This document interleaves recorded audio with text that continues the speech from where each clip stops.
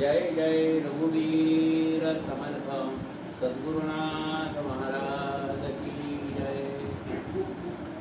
आलोट्य सर्वशास्त्राणि विचार्य च पुनः पुनः इदमेकं सुनिष्पन्नं हरि सर्वत्र गीयते। या प्रवचन मालिकेमध्ये नाम, कलियुगामध्ये नाम आणि त्याचं महत्त्व हा विषय प्रवचनाकरता दिलेला आहे। आज, उद्या आणि परवा सतत 3 दिवस हा विषय चालणार आहे। भागवताच्या 12व्या स्कंदामध्ये ज्यावेळेस राजा परीक्षितीला शुकाचार्यांनी पुढे काय होईल हे भविष्य सांगितलं, त्यावेळेस परीक्षितीने विचारलं की महाराज, असं विपरीत जर भविष्य होणार असेल तर मग कलियुगामध्ये माणसाला उद्धाराचा मार्ग कोणता असेल? आणि म्हणून त्यावेळेस शुकाचार्यांनी राजा परीक्षितीला 4 युगाची 4 साधनं सांगितली। कोणते 4 युगाची 4 साधनं? त्रतेय ध्यायते विष्णु, त्रेतायाम यजतो मखे, द्वापरे परिचर्यायाम कलौत धरी कीर्तना। त्रतयुग म्हणजे सत्ययुगामध्ये ध्यान आणि धारणा हे साधन होतं। त्रेतायुगामध्ये यज्ञ यागादी कर्म हे साधन सांगितलं उद्धाराचं। द्वापार युगामध्ये सेवा हे साधन सांगितलं, परिचर्या सेवा हे साधन सांगितलं। आणि कलियुगामध्ये मात्र फक्त कलोत हरी कीर्तना, नामस्मरणे सांगितलं।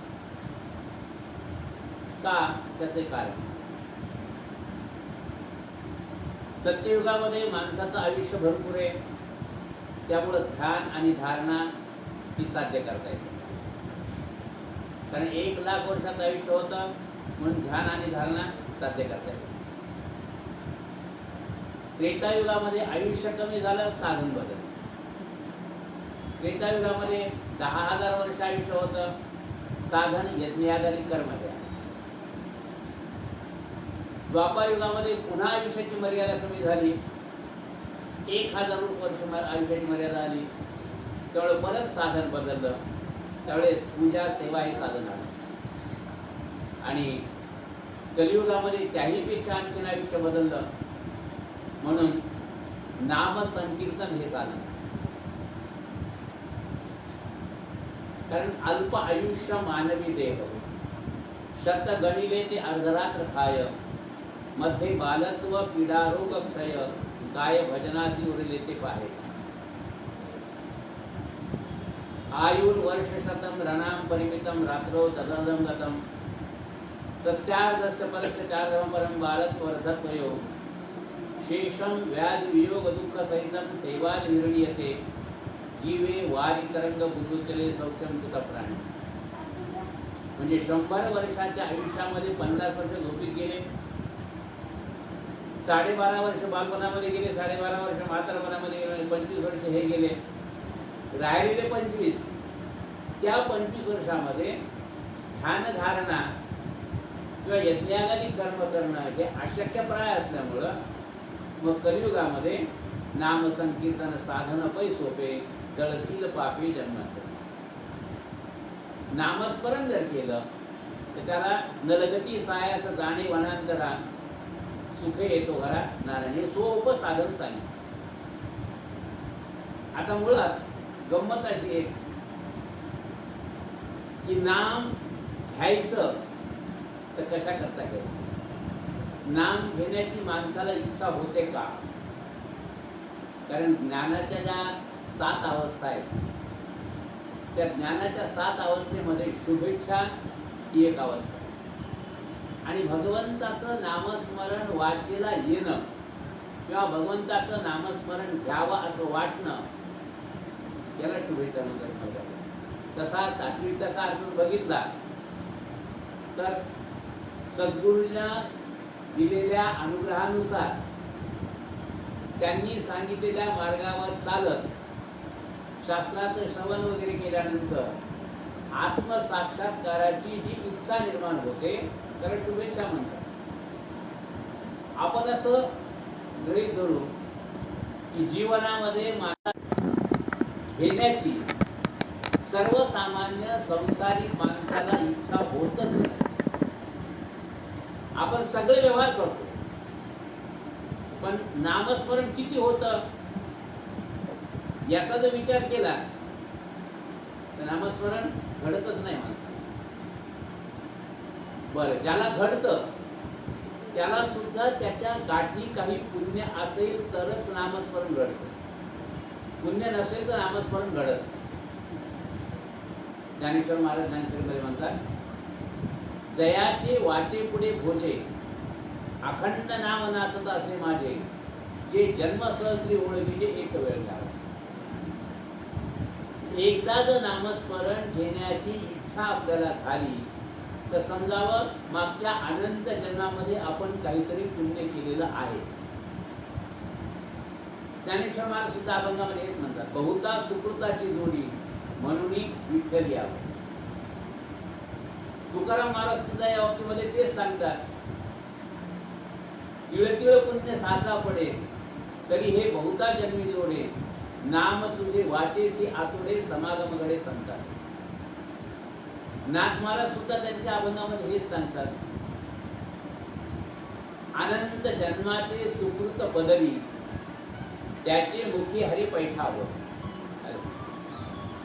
किंवा राम हा उच्चार तरीत बैसे वाचे, अनंत जन्माचे होईल पुण्य. म्हणजे सगळ्याच संतांच्या म्हणण्यानुसार त्याच माणसाला नामस्मरण करण्याची इच्छा निर्माण होते जर त्यानं मागच्या जन्मात काही पुण्य केलेलं असेल तर. आता प्रश्न असा निर्माण होतो, नामस्मरण करायचं तर कुणाचं करायचं, कोण्या देवाचं करायचं, हा प्रश्न आहे. परत ज्याला ज्या देवतेच्या ठिकाणी तसा भाव असेल त्या देवतेचं नामस्मरण काय करायचं आहे. तुकाराम महाराजांनी एकाने विचारलं, महाराज तुम्ही कोणाचं नामस्मरण करणार? त्यांनी सरळ सांगितलं, एक गाऊ आम्ही विठोबाचे नाम आणि काचे काम नाही. मी माझ्या पांडुरंगाच्या नामस्मरणाशिवाय इतर कुणाचंही नामस्मरण घेणार नाही किंवा त्याचं नाव घेणार नाही. म्हणजे महाराज नामस्मरणच का घ्यायचं, सतत नामच का घ्यायचं, त्याच्याकरता रामदेव महाराजांनी सांगितलंय की नामस्मरण याच्याकरता घ्यायचं, नामाचा महिमा नेण्याची पाय ब्रह्मा. नामाचं महात्म्य प्रत्यक्ष ब्रह्मदेवाला सुद्धा कळत नाही. म्हणून या कर्मानुसारला त्याला सुद्धा नामाचं महत्व कळत नाही आणि म्हणून त्याला सुद्धा कर्म करता करता नामस्मरण घ्यावं. एक लक्षात घ्या, कर्माचा त्याग कुणालाही करता येत नाही. कर्म करण्याचा अधिकार प्रत्येक जीवात्म्याला आहे. फक्त एकच आहे, कर्म करत राहावं, नामस्मरण घेत राहावं. फक्त त्याच्या फळाची आपण अपेक्षा करायची. काय कर्मण्ये वाधिकारसे मा फलेषु कदाचन. कर्म करत राहायचं. आपलं काय होतं, नेमकं उलट होतं की आपण कर्म करत राहतो आणि कर्म केल्यानंतर त्याचं फळ आपल्याला प्राप्त झालंच पाहिजे असा आपला आग्रह. गीता म्हणजे तसं नाही, तू कर्म करीत राहा. कर्म केल्यानंतर त्याचं फळ तुला मिळणारच आहे. फक्त एवढंच आहे की त्याचं कर्मफल तुला तात्काळ मिळेल का नाही हे सांगता येईल. कारण कर्माच्या प्रकारामध्ये सांगत असताना काही कर्म हे तात्काळ फलदायिनी असतात, काही कर्म कालांतराने फलदायिनी असतात आणि काही कर्म हे जन्मांतराने फलदायिनी असतात. तात्काळ फलदायिनी कर्माचं फळ कर्म झालं की ताबडतोब मिळतं, त्याला वेळ लागत. आलं काय? विस्तवावर पाय टाकला त्याचं फळ मिळायला वेळ नाही लागत. आलं काय? ताबडतोब फळ मिळतं. पण काही कर्म अशा असतात की ज्याचं फळ मिळण्याकरता काही काळ कर्म झाल्यानंतर आपल्याला थांबावंच लागतं. उदाहरण घ्यायचं तर कृषी कर्म, शेती व्यवसाय. आज सकाळी पेरल्यानंतर दिवसभर पेरल्यानंतर संध्याकाळी पोते घेऊन जायची गरज नाही. त्याला त्या पिकाची मुदत झाल्यानंतर मगच त्याचं फळ आपल्या पदरात पडतं. याला म्हणावं कालांतराने फलदायिनी कर्म. पण काही कर्म अशा असतात की जे या जन्मात करायचे असतात आणि त्याचे फळ मात्र दुसऱ्या जन्मात उपभोगायचं असतं. ह्याला म्हणावं जन्मांतरेनं फलदायिनी कर्म. पण हे कर्म करत असताना कर्म केले, कर्म केल्यानंतर सुद्धा शेवटी ते कर्म भगवंतालाच अर्पण करायचं असतं. आपण पूजा झाल्यानंतर म्हणतो अनेन मया यथा ज्ञानेन यथा मिळतोपचार द्रव्ये कृतपूजेन श्री अमुक देवता प्रियताम तत्सद कृष्णार्पणमस्तु.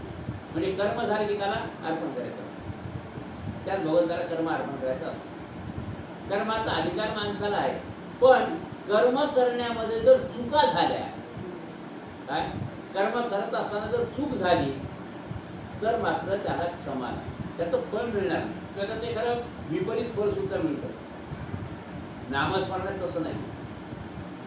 नामस्मरण चुकलं तरी सुद्धा ते क्षम्य.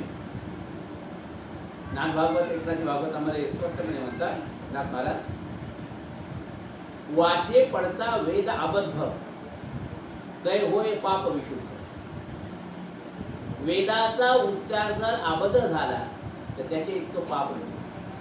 वाचे पडता वेद अबद्ध तै होय पाप विशुद्ध, पण वाचे घेता नाम अबद्ध तो होय शुद्ध परमार्थ. नामस्मरण चुकलं तरी सुद्धा त्याची परमार्थामध्ये गंती होते, त्याची पुण्यात होते. असं हे नाम कलियुगामध्ये महत्वाचं साधन सांगितलं.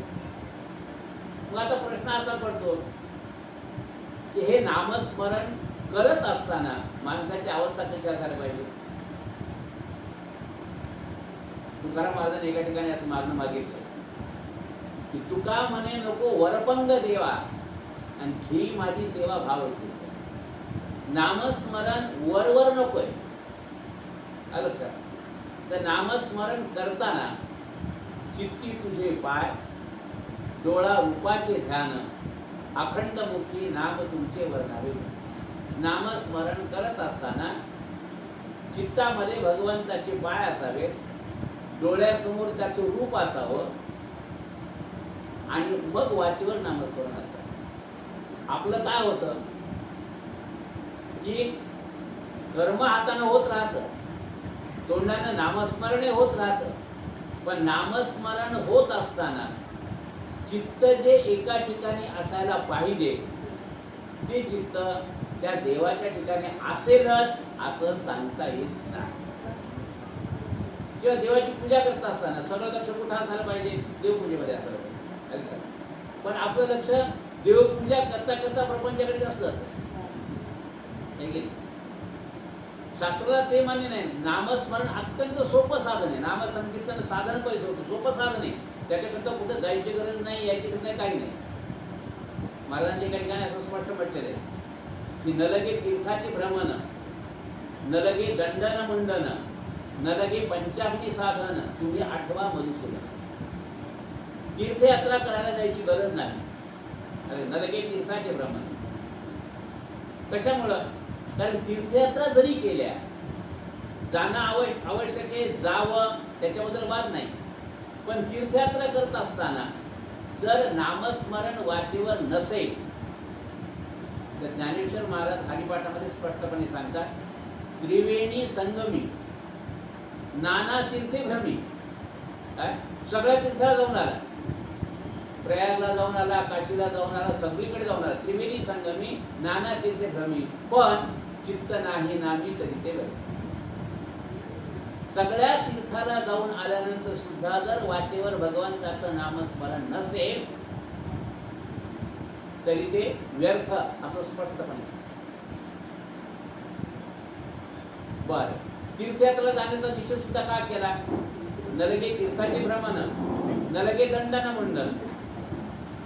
काही काही तीर्थावर गेल्यानंतर तिथले विधी आहेत. उदाहरणार्थ काशीला गेला, प्रयागला गेला, तिथला विधी काय आहे? आधी तुम्हाला शौच करावं लागेल, मुंडन करावं लागेल. आलं काय? नलगे तीर्थाचे भ्रमण, नलगे दंडनं मंडल, नलगे पंचाग्नी साधन. पंचाग्नी साधन कशाला म्हणावं? वैशाखाच्या महिन्यामध्ये भर दुपारी 12 वाजता इकडून 5 फूट, इकडून 5 फूट अंतर, समोर 5 फूट, मागे 5 फूट अंतर, अग्नी चेतवायचा. लक्षात? दंडनं अग्नी पेटवायचा आणि मध्य भागात आपण बसायचं. म्हणजे 4 बाजूला 4 अग्नी आणि 5वा सूर्याचा अग्नी, असे पंचाग्नी तुम्हाला ते, आणि त्यामध्ये बसून नामस्मरण करायचं. सर्व तिथं बसल्यानंतर चटके लागू नयेत किंवा चटके लागले तरी सुद्धा माणसाचं मन विचलित होता कामा नये. आता सर्वसामान्य माणसाला या साधनाचा जर अंगीकार केला त्यानं अंगाला इतकं उद्बत्तीचा चटका सहन होत नाही, तर 4 अग्नी वरचा 5वा अग्नी, असे 5 अग्नी जर समजा असं दिसले मध्ये तो बसला म्हणून तर त्याच्यामध्ये एकचित्त नामस्मरण होऊ शक्य नाही. म्हणून नलगे पंचाग्नी साधन. आलं का? तुम्ही आठवा मधुसूदना. याच्याकरता काय करायचं? इतका देहाला त्रास देण्यापेक्षा अगदी सोपं साधन सांगितलं. तुम्ही आठवा मधुसूदना, तुम्ही वासुदेव वासुदेव म्हणा, म्हणजे नामस्मरण. कशामुळं? कारण इतर साधनामध्ये काय गंमत आहे? आता योग या हे साधन आलं का, जे सत्ययुगात, एक तर त्याच्याकरता आयुष्य जास्त पाहिजे. दुसरी गोष्ट, योगानं जर परमात्मा प्राप्त झाला असता तर ज्ञानेश्वर महाराजांना हरिपाठामध्ये योग याग विधी येणे नोहे सिद्धी असं म्हणायची गरज पडली नसती. माऊली सारखे त्यावेळेस म्हणतात की जे स्वतः योग्यांचे योगी आहेत, ते सुद्धा म्हणतात की योगानं किंवा यज्ञयागादी कर्म, यज्ञयागादी कर्म जरी केले तरी यज्ञयागादी कर्माला, प्रत्येक कर्माला, प्रत्येक यज्ञाला विधी आणि विधान. विधी आणि विधान म्हणजे काय? तो यज्ञ कसा करायचा, कर्म कसं करायचं, मंत्र चुकतो काय पूर्ण करायचं. एक साधा मंत्र जरी चुकला तरी त्या कर्माचं फळ माणसाला विपरीत मिळतं. एका गृहस्थाची पत्नी आजारी, नेहमी आजारी, आणि नेहमी आजारी असताना त्याने यज्ञ केला. कशा करता? पत्नीला आरोग्य प्राप्त व्हावं त्याच्याकरता. यज्ञाला सुरुवात झाली, पण ब्राह्मण मंत्र म्हणता म्हणता चुकले. मंत्र काय म्हणायला पाहिजे होता? भार्या रक्षतु भैरवी. काय? भार्या रक्षतु भैरवी हा मंत्र म्हणायला पाहिजे होता, पण ब्राह्मणाचा मंत्र म्हणता म्हणता चुकला आणि भार्या भक्षतु भैरवी असं. आता भार्या भक्षतु भैरवी असं म्हणल्यामुळं यज्ञ पूर्ण झाला, पण तुम्ही कशामुळं भार्या भक्षतु भैरवी म्हणले? म्हणजे एक शब्द चुकला, तसं यज्ञाचं विपरीत फळ मिळालं. बरं, प्रत्येक कर्माला विधी आणि विधान आहे, आणि त्या विधी विधानामध्ये जर चूक झाली तर त्याचं विपरीत फळ मिळतं. म्हणून तुकाराम महाराज मध्ये सुद्धा उचित विधी विधान न कळे न घडे सर्वथा. प्रत्येक कर्माचं विधी आणि विधान एक तर आधी कळतच नाही, आणि जर कळालं तर ते घडत नाही. एक साधा दृष्टांत सांगतो मला. योगी भागवतामध्ये पृथ्वीराजानं पूजेनंच परमात्मा प्राप्त करून घेतला. आजही सांगतात की पृथ्वीराजासारखी पूजा आजपर्यंत कोणी केली नाही. कशी केली पूजा त्यानं? तशी पूजा आपल्याला घडत नाही. कशी केली त्यानं पूजा? त्यानं सगळं साहित्य घ्यावं, पण पाणी त्यानं फक्त एवढ्या ग्लासात घ्यावं. देव भरपूर असायच्या मूर्ती, पण एवढ्या ग्लासात पाणी घ्यायचं. आता असं विचार की एवढ्या मूर्ती येतात, पाणी एवढ्या ग्लासामध्ये करायचं. तेवढ्या ग्लासातल्या पाण्यानं त्यानं फक्त गणपतीची पूजा करायची. आणि त्यानंतर तांदूळाच्या राशीवर रिकामा कलश ठेवायचा, रिकामं भांड ठेवायचं, आणि त्यावर हात दाबून खाली असा एखादा हात वर लावायचा, आणि वर लावल्यानंतर त्यानं मंत्र म्हणायचा. कोणता मंत्र म्हणायचा? रिकामं भांड ठेवलेले आणि मंत्र म्हणायला, कलशस्य मुखे विष्णू कंठे रुद्र समाश्रितः मूले तत्र स्थितो ब्रह्मा मध्ये मातृगणा स्वतः कुक्षोतु सागरा सर्वे सप्तद्वीपा वसुंधरा ऋग्वेद यजुर्वेदो सामवेदो यकर्मणः अंगैष सहिता सर्वे कलशतु समाश्रितः अत्र गायत्री सावित्री शांती मुख्यता. हे जर त्या कलशाचं वर्ण अनुभव म्हणायचं आयान्तु म्हणजे या. कशा करता? देवपूजार्थ. मी देवाची पूजा करायलो, तुम्ही या. आयांत देवपूजार्थ. कोण या? दुरितक्षयकारका, पापाचा नाश करणाऱ्या तुम्ही, मी देवाची पूजा करायलो याच्याकरता या. मग कोण कोण या? गंगे यमुने चैव गोदावरी सरस्वती नर्मदे सिंधू कावेरी जलेस्मिन पवित्रम सन्निधिं कुरु. असं म्हणल्याबरोबर रिकामं भांड भरलं पाहिजे. आता आपलं भांड भरतंय काय? आपण आधीच भांड भरून घेतो. हा त्याचा विधी आहे. हा विधी आजपर्यंत कोणाला माहीत नव्हता. आलं का? जरी माहीत झाला तरी घडतो काय? आधी उचित विधिविधान न कळे आणि कळतच नाही. आणि जर कळला तर घडतं का ते? आज किती तांदूळ त्याला शिवला आम्ही भांड ठेवलं आणि वरतून म्हणतो जरी म्हणला तरी भांड भरते का? नाही भरत. म्हणजे कर्मामध्ये ही खोटी. कर्मामध्ये साधी चूक जरी झाली, आधी कर्म कळतच नाही आणि कर्म कळलं तर घडत नाही. तर नामस्मरणाचं तसं नाही. नामस्मरण घेता घेता चूक जरी झाली तरी क्षम्य. एक गोष्ट. दुसरी गोष्ट, नामस्मरण घेण्याकरता कुठल्याही काळ वेळेचं बंधन नाही. हरिपाठ स्पष्ट सांगतो, काळ वेळ नाम उच्चारिता नाही, दोन्ही पक्ष पाही उतरे. अर्थ कोण्या वेळेस नामस्मरण घ्यायचं, ही वेळ चांगली आहे का अमुक वेळ चांगली आहे असं काहीच नाही. कोण्याही वेळेला सतत वाचेवर नामस्मरण असलं तरी चालतं. नामस्मरण घेण्याकरता एका ठिकाणी बसलंच पाहिजे असंही नाही. अर्थ काम करता करता सुद्धा नामस्मरण घेता येतं. तुकाराम महाराज सुद्धा कामामध्ये काम काही म्हणा राम राम, जाईल भवश्रम सुख होईल दुःखाचे. काम करता करता मला सांगा, आपण घरामध्ये सगळे काम करतो, काम करता करता किती भगवंताचं नामस्मरण घेतो आपण? स्वयंपाक करताना किंवा पूजा करताना एखाद्या माणसाला पूजेचे मंत्र येत नसते समजा, पूजेचे मंत्र नाही आलं तर भगवंताचं नामस्मरण करून पूजा करायला काय हरकत आहे? विधियुक्त पूजा होतच नाही. काही बऱ्याच ठिकाणी विधियुक्त पूजा होतच नाही. अनेक घरामध्ये अगदी आवाहनापासून ते विसर्जनापर्यंत विधियुक्त पूजा कुठेही होत नाही. आलं का? कारण प्रत्येक विधीचे मंत्र येतात आणि ते मंत्र सगळ्यात येतं असं काही नाही. पण ते मंत्र नाही जरी आले तरी त्या भगवंताची पूजा करत असताना त्याचं स्वरूप आपल्या समोर आहे, मी त्याची सेवा करत आहे, त्याचं नामस्मरण माझ्या वाटेवर आहे. हे करायला काय लागतं का? याला पैसा लागत नाही, याला कोणतं ज्ञान लागत नाही, याला कोणता विधी लागत नाही. म्हणून नामस्मरण कलियुगामध्ये हे जास्त महत्त्वाचं सांगितलं. कलो संकीर्त केशम असं 12व्या स्कंदामध्ये स्पष्ट झालं. ते नामस्मरण सहज जरी झालं किंवा अजाणतेपणानं जरी झालं तरी सुद्धा त्याचं फळ तितकंच मिळतं. हेतुपुरस्सर केलं अतिशय चांगलं, पण सहज जरी नामस्मरण घडलं तरी सुद्धा त्याचा परिणाम जो व्हायचा तो त्याचं फळ मिळायचंच मिळतं. त्याचं उदाहरण आपल्याला भागवतामध्ये मिळतं की अजामिळ नावाचा ब्राह्मण शमदमादी षट संपत्तीनं अत्यंत परिपूर्ण आहे. आलं का? पवित्र ब्राह्मण आहे. पण गंमत काय झाली, बागेमध्ये फुलं आणण्याकरता गेला असताना एक विचित्र दृश्य त्याच्या दृष्टीला पडलं, व्यभिचाराचं दृश्य त्याच्या दृष्टीला पडलं आणि त्याच्यातच त्याचं मन गवलंय. त्याने स्वतःचा सगळा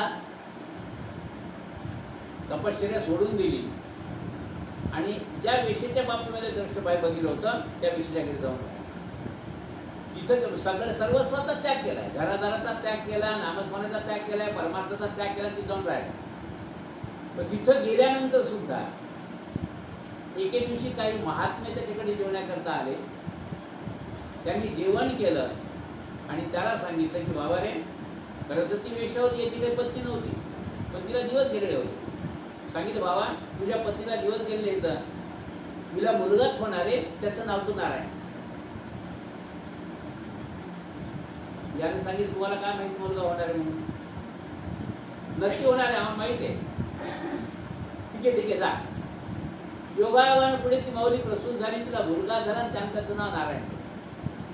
पण ज्यावेळेस अजामिळाची मृत्यूची वेळ आली त्यावेळेस पुत्राच्या लोभामुळं लेकरू आपल्याजवळ असा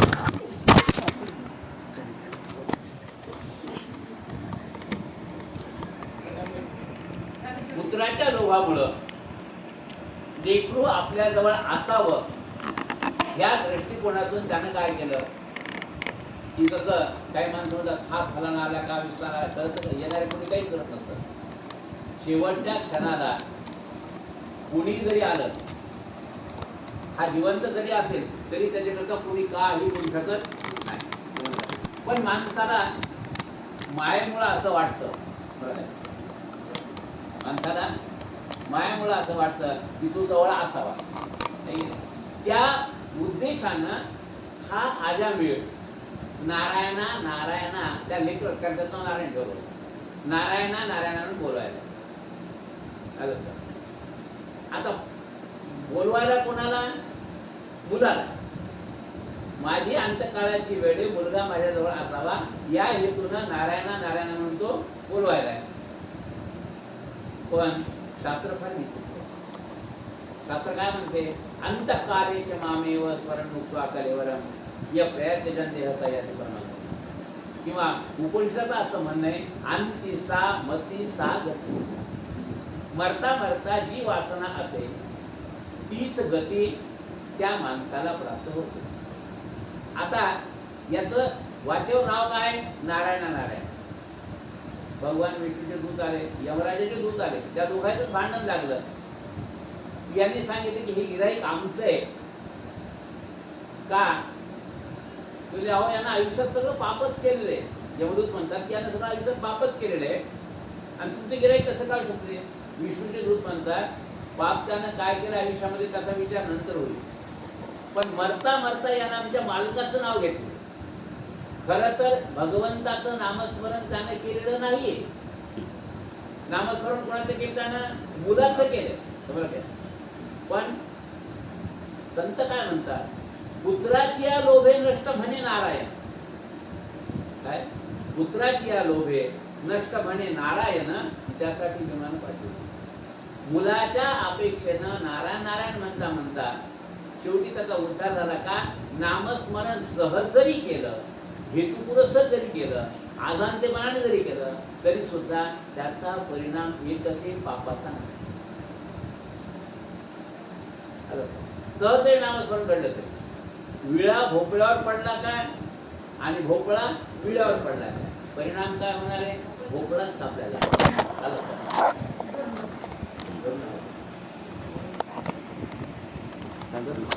विळा भोपळ्यावर पडला काय आणि भोपळा विळ्यावर पडला, परिणाम काय? भोपळाच कापला. तसं सहज घेतलं काय, अनावधानानं घेतलं काय, जाणतेपणाने घेतलं का, अजाणतेपणाने घेतलं का, काही जरी घेतलं तरी सुद्धा नामस्मरण त्याचं फळ आपल्याला दिलं. मग आता प्रश्न असा निर्माण होतो की कोण्या देवाचं नामस्मरण करावं? तुकाराम महाराज स्वतः सांगितलं एक गाव आम्ही विठोबाचे. आता आपल्याला नामस्मरण करायचं असेल तर कोणाचं करावं? ज्या ठिकाणी माणसाची श्रद्धा असेल, ज्या देवतेच्या ठिकाणी माणसाची श्रद्धा असेल त्या देवतेचं नामस्मरण करावं. आलं का? कशामुळं समर्थ रामदास स्वामी स्पष्टपणे सांगतात, असे हो दया अंतरी भाव जैसा, वसे हो दया अंतरी देव जैसा. ज्याचा ज्या ठिकाणी भाव आहे त्या ठिकाणी ते नामस्मरण करावं. कारण नामस्मरण करताना एक सगळ्यात महत्वाचं काम कोणतं असेल तर नामस्मरण करणं हे वर्म आहे आणि भाव हा सुद्धा वर्म आहे. नामाच्या ठिकाणी भाव असेल तरच त्याचा परिणाम होतो. वर्म ते एक आहे, दृढ धरावा भाव, जाणीव नागवन लागो निधी तो ठाव, म्हणून संकटाची सेवी अद्वैत भाव, तुका म्हणे हाची संती मागे केला होता. भाव असणं अत्यंत महत्वाचं आहे. एक साधा दृष्टांत सांगतो मला मी. एक ब्राह्मण दररोज त्याचं कर्म करण्याकरता नदीच्या किनाऱ्यावर जायचा, स्नान करायचा आणि नदीच्या काठावर बसून त्यानं संध्या वगैरे करायची. कारण पाण्यात उभं टाकून सूर्याला अर्घ्य जाऊन किंवा पाण्यात उभं टाकून गायत्रीचा मंत्र जपत जाऊन त्याचं सामर्थ्य कमी होत असतं. याच्यावर बसायचा, क्रिया आपलं सर्व कर्म करायचं, प्रातर्कर्म करायचं त्या स्मरणाने, आणि नंतर तो थोडा योगाचा अभ्यास करतो. आणि मग त्यानं काय करायचं, आपलं प्रातःकरण सगळं झालं की नंतर त्यानं पाण्यात बुडायचं आणि पाण्यामध्ये बुडून समाधी अवस्था प्राप्त करण्याचा प्रयत्न करायचा. आता रोज त्याचा तो अभ्यास चालू होता. ही त्याची सगळी प्रक्रिया एक धनगर बघायचा आणि त्याने विचार करायचा की हा ब्राह्मण 15-15 मिनिट, 20-20 मिनिट, अर्धा तास पाण्यामध्ये बसतो, हा मरत कसा नाही? 5 मिनिट आपण पाण्यामध्ये बुडलो तर आपला जीव कसा मिस होतो? हा अर्धा तास पाण्यामध्ये बसतो, मरत कसा नाही समजलं जाते? आणि इतका दम रोखून याला काय मिळत असेल? विचार केला आणि एके दिवशी त्या धनगरानं ब्राह्मणाची साधना झाली, तो पाण्यातून वर आला आणि त्याने विचारलं, म्हणला गुरुजी इतका वेळ पाण्यामध्ये तुम्ही बसता, दम रोखून बसता, तुम्ही श्वास रोखून बसता, यानं काय होते? इतकं तुम्ही देहाला त्रास देता, यानं काय होते? आता या ब्राह्मणाला वाटलं याला काय सांगावं योगाची माहिती, आणि म्हणून त्याने सांगितलं की बाबा यानं देव बोलतो सांगून दिलं. ह्यानं विचार केला, हा भोळा आहे, याने विचार केला की पाण्यामध्ये बुडून श्वास रोखून बसल्यानंतर ब्राह्मणाला तर देव मिळतो, आपल्याला काय मिळू? आपण इथेच करून पाहावं.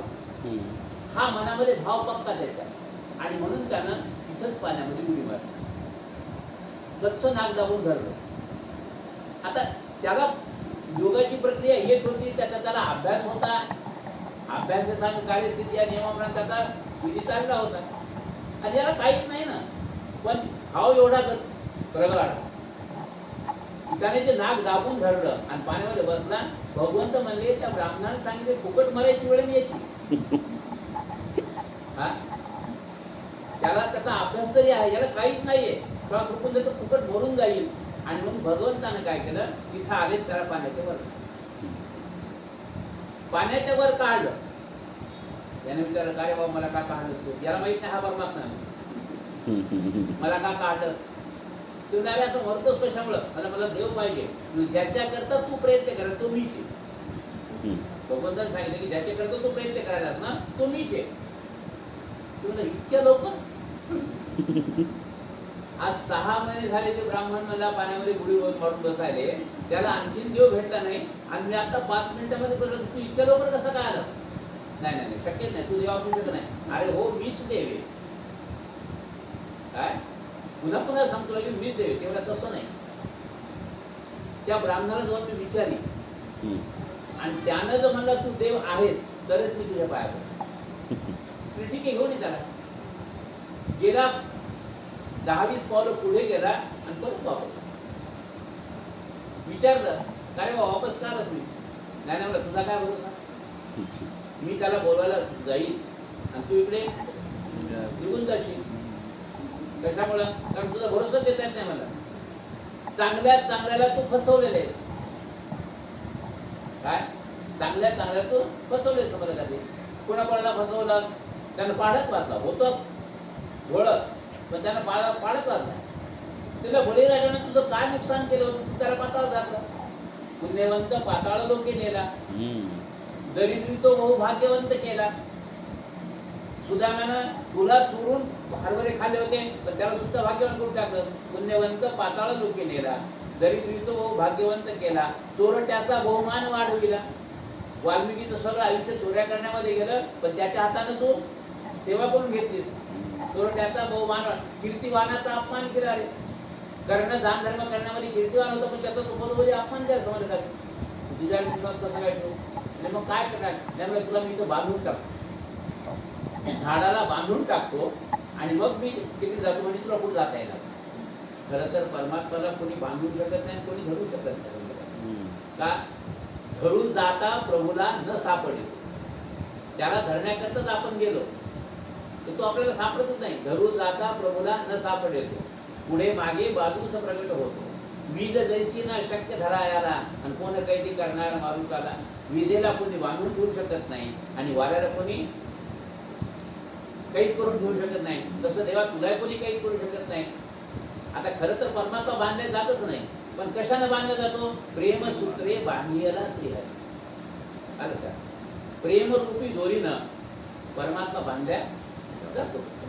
त्याने त्याला घेतलं, झाडात उभं केलं, त्याला दोरीनं आवडलं, आणि तो निघून गेला. आता हा ब्राह्मण घरी जाऊन त्यानं आपल्या सोहळं वगैरे देऊन पूजा करू लागला. तितक्या भागाला मला ओ गुरुजी, ओ गुरुजी, ओ देव बाप्पा, चला लवकर.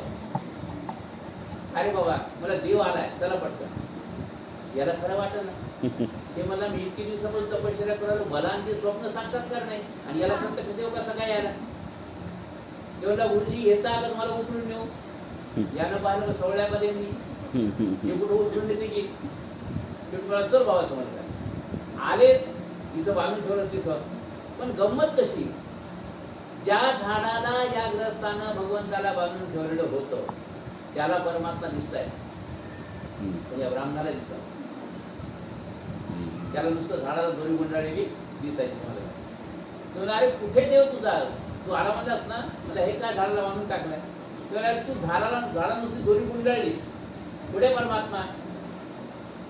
मग याला सांगितलं मला दिसत ना, म्हणजे मला काही तू नुसतं झाड दिसायला दोरी दिसायला, मला काही दिसत नाही.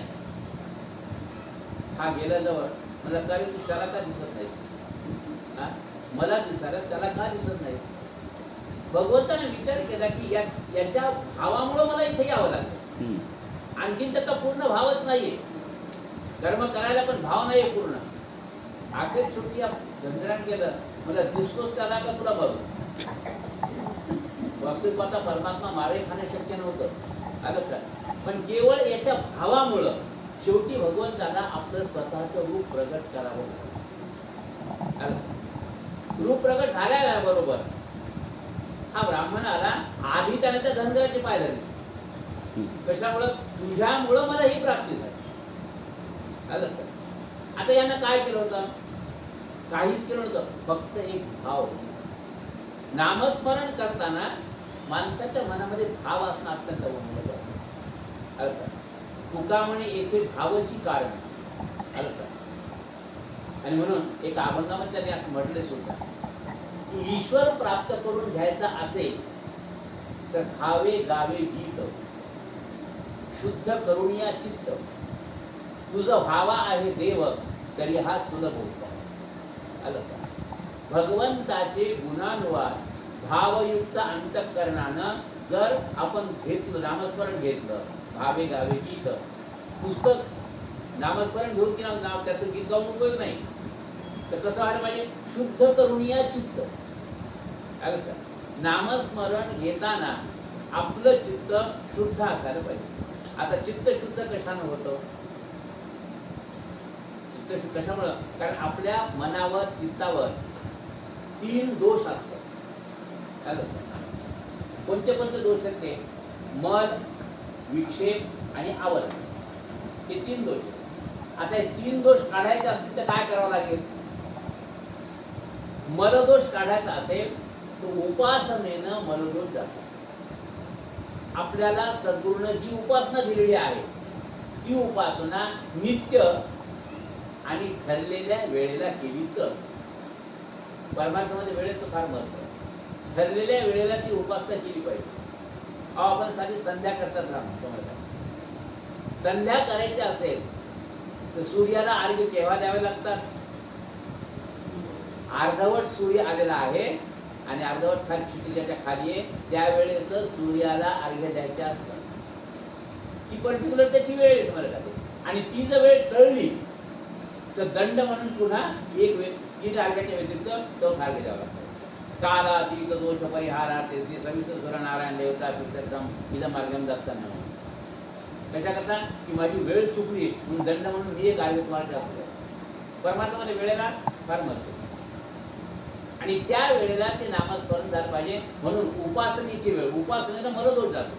चित्तावर जो मलदोष आहे तो मलदोष उपासनेने जातो. रोजची उपासना जी आपल्या पूर्ण सांगितली, उपासनेनं मलदोष जातो, चिंतनानं विक्षेप दोष जातो. भगवंताचं नामस्मरण करून त्याचं सतत चिंतन जर केलं तर विक्षेप दोष जातो आणि ज्ञानानं आवरण दोष जातो. ज्ञान प्राप्त करून घेतलं तर मनाच्या ठिकाणी भ्रमाचं आवरण आहे. गीता ते सांगते, भ्रामयन सर्व भूतानी यंत्रारूढानी माया. वास्तविक पाहता ज्या परमेश्वराच्या प्राप्तीकरता माणसं प्रयत्न करतात तो परमात्मा बाहेर इतरच कुठे आहे का? नाही, आपल्या जवळच आहे.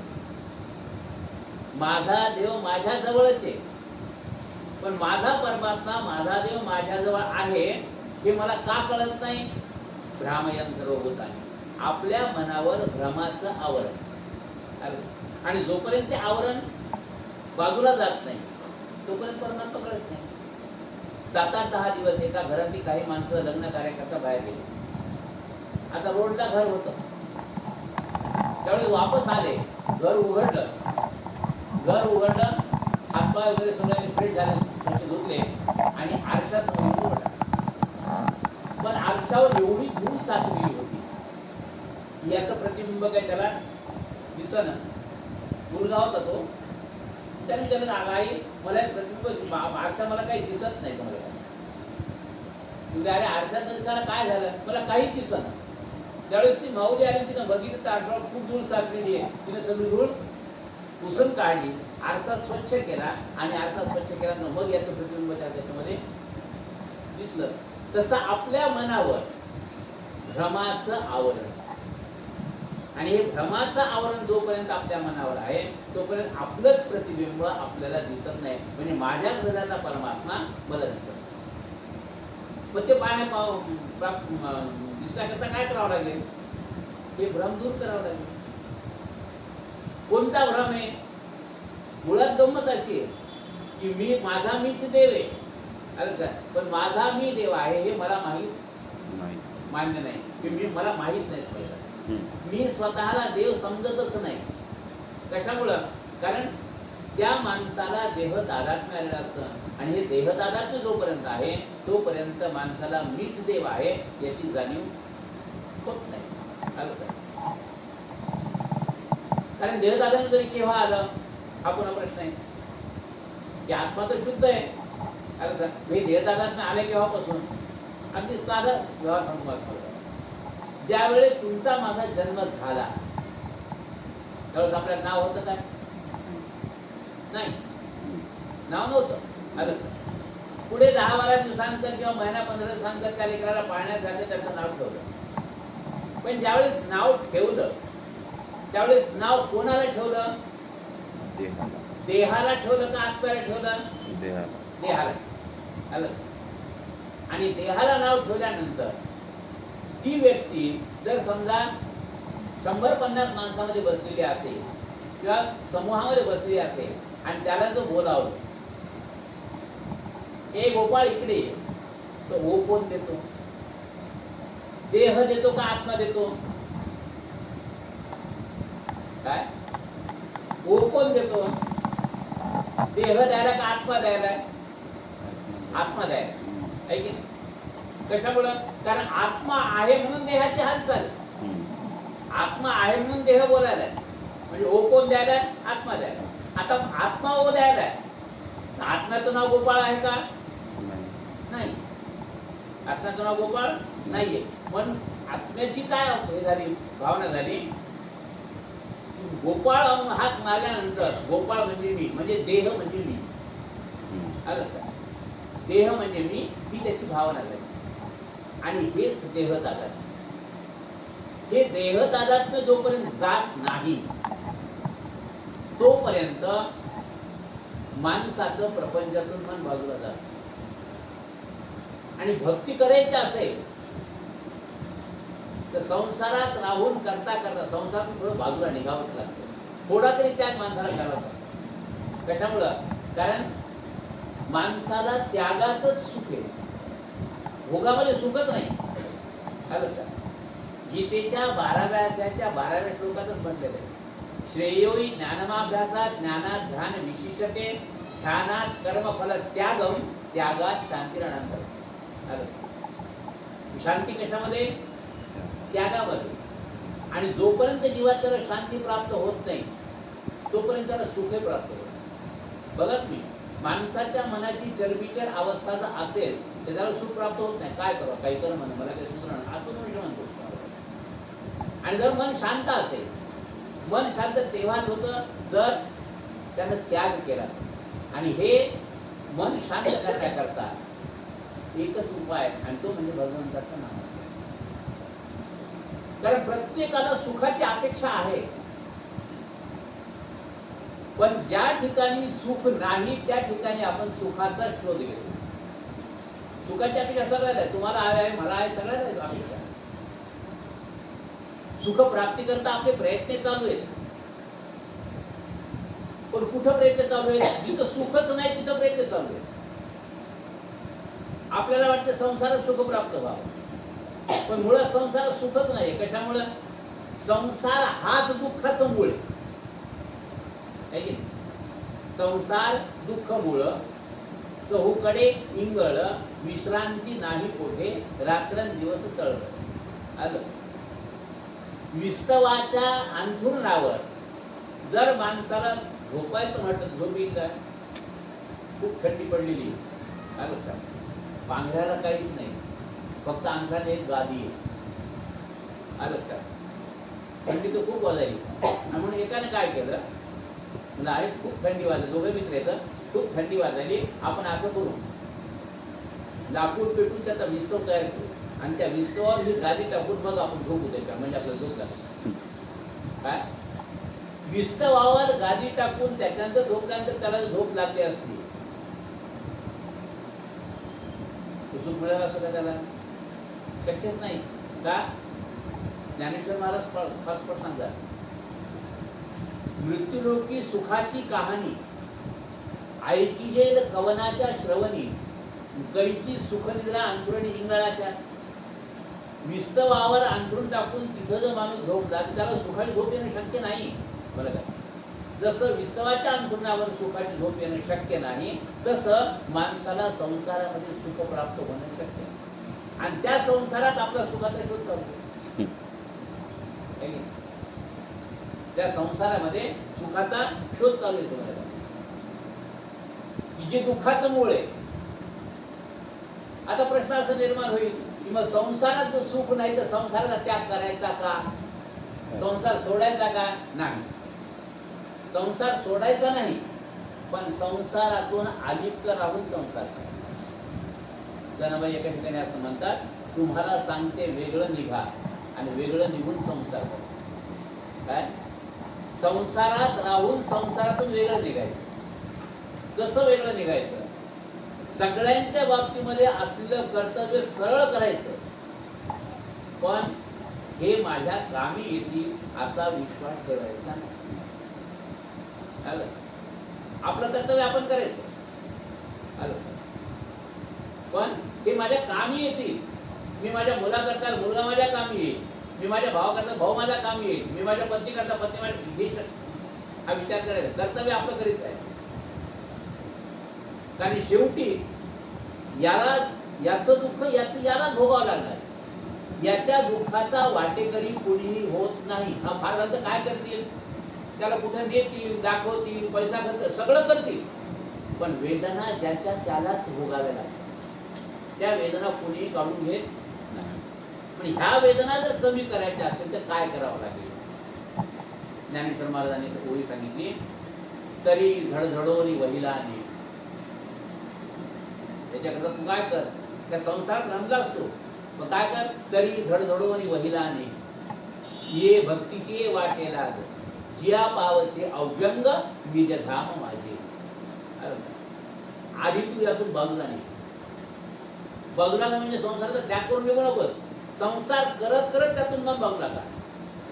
आता मन कसं बाजूला काढायचं? संसार करता करता मन कसं बाजूला काढायचं? त्याच्याकरता एक गरज की मन बाजूला काढता येतं. आलं? एक गृहस्थ स्वतःच्या सद्गुरूची अतिशय व्यवस्थित सेवा करतो. दररोज त्याने सद्गुरूला डबा नेऊन द्यायचा. गाव आणि महादेवाचं मंदिर दोन्हीच्या मध्ये नदी होती, त्या मंदिरामध्ये याची गुरु राहायची. यांना डबा नेऊन द्यायचा. पण आता पुरुष आहे, उद्योगम पुरुष लक्षण. आलं का? पुरुषाला काही ना काहीतरी उद्योग असलाच पाहिजे. उद्योगम पुरुष लक्षण. त्याला कुठं बाहेरगावी जायचं काम पडलं, आणि बाहेरगावी जायचं काम पडल्यामुळं यानं त्याच्या पत्नीला सांगितलं की हे बघ, मी काही उद्या येणार नाही, उद्या येऊ शकत नाही, याच्याकरता उद्या तू गुरु महाराजांना डबा घेऊन दे. ठीक आहे, काय करता नेऊन देते. पण पावसाळा सुरू आहे, रात्रभर पाणी जर पडलं आणि नदीला जर पूर आला, मला पण इकडे जाता येणार नाही. त्यावेळेस त्यानं सांगितलं की जर यदा कदाचित नदीला पूर आलाच तर तू डबा करून घेऊन नदीच्या काठावर जाय आणि गंगेला म्हण की गंगा माय, माझे पती ब्रह्मचारी असतील तर मला जायला रस्ता दे. ही म्हणजे तुम्हाला दुसरं लग्न करायचे काय? आता तुम्ही ब्रह्मचारी आहेत का नाही हे माझ्यापेक्षा जास्त कोणाला कळणार आहे? अहो, 4 आपत्ती झालेत आपल्याला. 2 मुले 2 मुली. तुम्ही ब्रह्मचारी कुठले? तर तू जाऊन फक्त मन कसं. आणि जर गंगा मातेनं त्या नदीनं वसुदेव भगवंताला घेऊन जात असताना जसा रस्ता दिला तसा रस्ता दिला तरच जाय, नाही तुझा होतो आम्ही उपाशी होतो. ठीक आहे, काय तुम्ही तुम्हाला सांगते रस्ता दिला तर मी जाईन, नाही तुम्ही जाणार. ठीक आहे, काय कर. हा गावाला निघून गेला, रात्रभर पाणी पडलं ठाक आणि नदी दुथडी भरून वाहिली. काठाच्या बाजूला पाणी गेला नव्हता. तुम्ही बाई आता ते महाराज उपाशी मरतो. शेवटी म्हणजे आपण आपलं सांगितलेलं काम करावं, सेवकी करावे सांगितले काम. कारण स्त्रियांना काय आहे, 4 लोकांना त्यांनी त्याची कामं केली तर त्याचा फायदा मिळतो. कोणतं कोणतं? स्वामी काज, गुरुभक्ती, पितृवचन, सेवा. नौकरानं मालकानं सांगितलेलं काम करावं, शिष्यानं गुरुची सेवा करावी, स्वामी काज गुरुभक्ती, मुलानं वडिलांची सेवा करावी, पितृवचन कळला, आणि सेवापती पत्नीनं वडिलांची आपल्या पतीची सेवा करावी. हीच विष्णूची महापूजा अनुभव नाही तुला. त्याच्याकरता हे जर केलं त्याला दुसरं परमार्थ करण्याची गरज नाही. तिनं डबा तयार केला, नदीच्या जवळ गेली, पाणी दुसरी भरून चालू नदी वाहत होती. ती म्हणते गंगा माय, मला हेही कळत नाही तेही कळत नाही, पण माझे पती जर ब्रह्मचारी असतील तर मला पलीकडे जायला रस्ता दे. असं म्हणल्याबरोबर भगवंताला वसुदेव घेऊन जात असताना जसा मार्ग दाखविला तसाच मार्ग झाला. बाई पलीकडे गेली आणि पलीकडे पुन्हा पाठीमाग पाहिलं, पाणी चालत असत. हा काय प्रकार आहे? आपल्याला 4 आपत्ती झाली ना, आपल्याला मला ब्रह्मचारी मंदिरात गेली, महाराजांना जेवू घातलं, जेवढा डबा आणला होता तेवढा डबा महाराजांना वाढून टाकला. जेवता जेवता महाराजांनी विचारलं, माय तुझे काही पाय भिजले, पाय फक्त भिजले, बाकी तू वस्त्र भिजलं काय नाही, नदीला तर पूर आला, तू आलीस कशी काय इकडे? तिथे महाराज मला तेच समजा, आमच्या मालकानं मंत्र दिला होता, आमच्या मंत्राचा उच्चार केला, मी इकडे आले. आता जाताना तेच मंत्र म्हणते, नाही आता मंत्र बदलून पण आता मंत्र बदलून काय म्हणायचं? आता एवढंच म्हण की गंगा माय, आमची गुरु उपाशी असते तर मला जाणार असतात. म्हणजे 9 पोळ्या आणल्या होत्या, हे सगळं असताना ते सगळं गोवाने खाल्लं, शिक ठेवण्याचं म्हणतात, हे उपाशी कसा? आपल्याला काय करायचे? नाही जर तर पहिल्या मंत्र्यानं मग नदी जगायची रस्ता देते. परत आली आणि सर परत गंगामध्ये की गंगामा मला हे कळलं मला ते कळलं, पण आमचे गुरु महाराज उपाशी असते तुम्हाला जायला जात होते. पहिल्यासारखा रस्ता मिळाला. बाई घरी आली, पण बाई भ्रमात पडली. भ्रमात कशामुळे पडली की आपल्याला 4 अपत्य असताना हे ब्रह्मचारी कसे आणि त्याला मी माझ्या हाताने योगाचा असताना तो उपाशी कसा? मालक आले, मालकाला विचारलं मला हे सांगत नाही ब्रह्मचारी कसे? ते म्हणला आणि मला बसू दे घरामध्ये. बसला, सांगितलं. एक लक्षात घे, आजपर्यंत मी ब्रह्मचारी कसा ते सांगतो, कारण शास्त्रामध्ये असं म्हणणं आहे. काय म्हणणं आहे? ऋतुकारीला स्त्री गमन ते पुरुष ब्रह्मचारी. मला सांग, याच्यापेक्षा वेगळी आगळी पाडल्यानं कधी झालेली आहे का? नाही. म्हणून मी ब्रह्मचारी. आता तो उपाशी कसा? त्याला सांगितलं नाम घेता ग्रासोग्रासी तोनर जेवीला उपवास. जेवण करताना प्रत्येक घासाघनी जर भगवंताचं नामस्मरण केलं तर तो मनुष्य जेवून सुद्धा उपासी आहे. आलं? हे करायला काय आलं? इतकं सोपं साधन असल्यामुळं परीक्षितीला शुकाचार्याने सांगितलं कलो संकीर्त केशवम. कलियुगामध्ये नामस्मरणाशिवाय दुसरं कुठलंही सोपं साधन नाही. आलं का? नामस्मरण सहज जरी घेतलं तरी तोच परिणाम, हेतुपुरस्सर घेतलं तरी तोच परिणाम आहे. नाही चुकलं तरी तोच परिणाम. वाल्या कोणानं नामस्मरण काय केलं? उभराटे नाम वदता वाचे आणि पर्वत नासती पापाचे. त्याने इतक्या हत्या केलेल्या आहेत. काही लोक म्हणतात की त्याने एक माणूस मारला आणि एक खडा टाकला, असे 7 रांगण भरले होते. तसं नाहीये. त्यानं वैदिक ब्राह्मण मारले होते आणि वैदिक ब्राह्मण मारल्यानंतर ब्राह्मणानं सगळं द्यावं, पण स्वतःची त्या शाळीग्रामाची जी कुटुंबी असायची ती त्याला देऊ नये, संपुष्टाची त्याला देऊ नये. आणि त्याला वाटत याच्यात काहीतरी धन आहे आणि म्हणून त्यानं वाल्यापर्यंत ब्राह्मणाला मारावं, ती संपुष्ट काढावं आणि मध्ये पाहावं की शाळीग्राम निघावं. आणि शाळेत म्हणून काय मूर्ख आहे, या दगडाकरता मेलं ते समर्गाचे. पण ज्या दगडाकरता या ब्राह्मणाने जीव सोडला तो दगड काहीतरी महत्वाचा असावा असा विचार करून वाल्या कुळाने ते शाळीग्राम रांगणात टाकावे. असे शाळीग्रामानं 7 रांगण भरले होते. म्हणजे इतक्या वैदिक ब्राह्मणाचा त्यानं नाश केला होता. पण एवढं मोठं पाप केलेलं असताना सुद्धा वाल्याकडे नामस्मरण करताना काय म्हणतो? त्याला राम राम येत नाही, तो मरा मराच म्हणतो. शेवटी नारदान साहेब ठीक आहे काय मरा मराच म्हण. आता मरा मरा मरा मरा मरा मरा म्हणता म्हणता म्हणता म्हणता राम राम राम राम येत गेलं आणि म्हणून उपराटे नाम वदता वाचे पर्वत नासती पापाचे.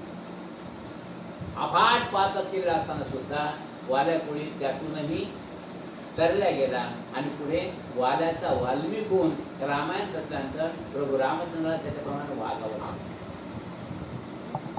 हे नामाचं महत्व, हे नाम काय आहे आणि ते कशा करता घ्यायचं, ते नाम घेण्याकरता काय करायचं ती ओवी सांगितली.